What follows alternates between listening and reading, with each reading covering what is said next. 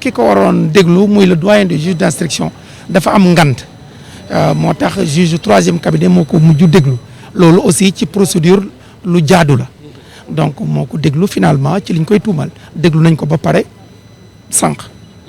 léegi lan da ngeen déposé liberté provisoire.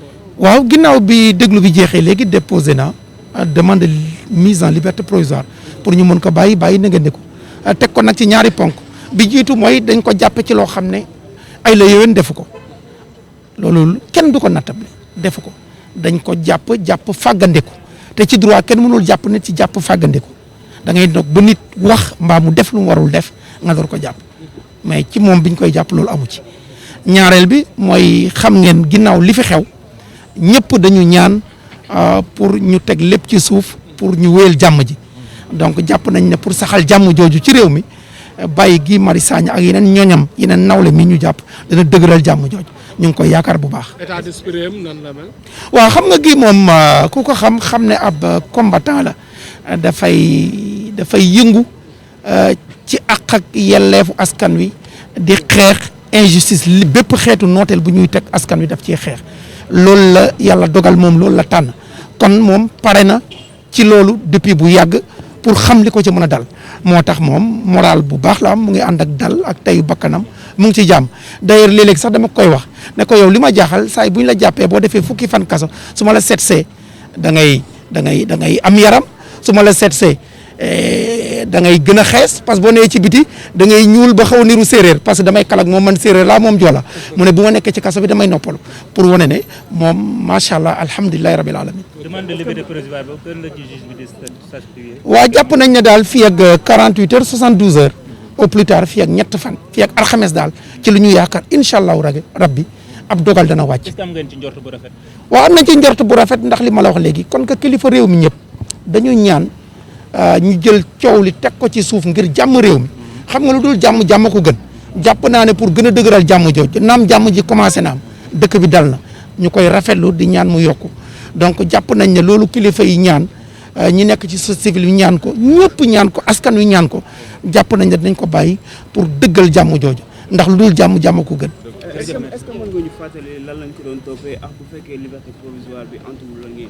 waaw li ñu ko doon toppee ñett tuuma yu garaaw lañ ko doon toppee benn bi mooy association de malfaiteurs mooy dafa booloo ak ay nit pour def ay ñaawteef ci dëkk bi ñaareel bi ñu ne ko participation à des crimes et délits mooy dafa jokkoo ak ñi ne dafa bokk moom ci boppam ci def ay ñaawteef ñett bi organisation de mouvement criminel mooy moom dafa samp benn kuréel goo xam ne dañu bëgg a dal ci institution réew mi muy ay accusation ay tuuma yu garaaw a garaaw mais tuuma yooyu nag na ngeen jàpp ne lenn amu ci lépp ay sos yi neen la dara amu ci sos yi kese la. nan ngeen fas yéene taxawaay après bu fekkee liberté provisoire bi. waaw bu liberté provisoire amul ñaanuñu ko yàlla li ñuy def rek mooy def appel comme ni ñu ko mas a defee rek dem devant la chambre d'accusation wéyal bëre bi ci kanamu yoon waaye njortu nañ ne kon que réew mi ñëpp addu nañ askan wi yëpp addu nañ kilifa aada yi kilifa diine yi ñu yaakaar ñëpp addu nañ yaakaar nañ ne dinañ ko bàyyi moom ak ñi mu àndal pour dëgëral jàmm jooju ndax sunu réew jàmm mooy alalam bu jiitu moom la ñu am te moom la ñu xam donc loolu ñu ngi koy ñaan yàlla bu baax. Ce qu'on peut retenir, c'est que d'abord, le doyen des juges s'est fait substituer par le juge du troisième cabinet parce qu'il est en convalescence, semble-t-il, au repos. Donc, c'est le troisième cabinet qui a interrogé Guy Marius Sagna en lieu et place du doyen, ce qui est conforme dans la procédure parce qu'il le substitue. Donc, sans entrer dans le fond de l'interrogatoire parce qu'il est revêtu du secret de l'instruction. Ce que je peux dire, c'est que l'audition s'est passée dans d'excellentes conditions. Il a répondu à toutes les questions dans le calme, dans la sérénité. Et tout s'est très bien passé. Est-ce que le juge a décidé?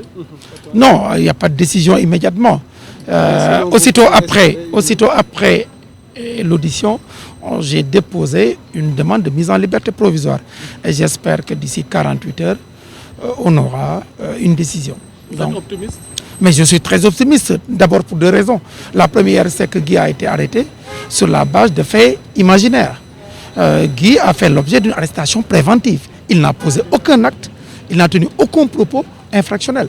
La deuxième chose, c'est qu'aujourd'hui, avec le climat de décrispation, nous espérons que le juge va aller dans le sens de lui accorder une liberté provisoire pour consolider cette décrispation et apaiser définitivement la situation. Comment était votre client? Bon, mon client a un moral inoxydable, hein, comme vous le savez. Il a opté de se battre pour les citoyens. Il s'est préparé en conséquence depuis des années. Et j'ai d'ailleurs l'habitude de lui dire souvent que lorsque je le trouve en prison, 10 jours après, il prend du poids et puis voilà, il se sent bien. Et je lui dis, qu'est-ce qui explique cette situation? Il me dit, mais je me repose qu'en prison. Parce que quand je suis au dehors, je suis toujours dans les combats, je ne me repose pas. Donc pour vous dire, son état d'esprit, il est inoxydable moralement. Mais on fait conformer à la procédure. Si la demande de liberté provisoire est refusée, nous allons interjeter appel comme nous l'avons toujours fait dans les procédures concernant Guy Marius Sagna. Mais nous espérons qu'on va lui accorder la liberté provisoire pour aller dans le sens d'apaiser l'espace public, l'espace politique et l'espace social. Le peuple sénégalais attend cet apaisement, qu'il soit confirmé. Et cela passe par la libération de Guy Marius Sagna et tous les autres. Ok.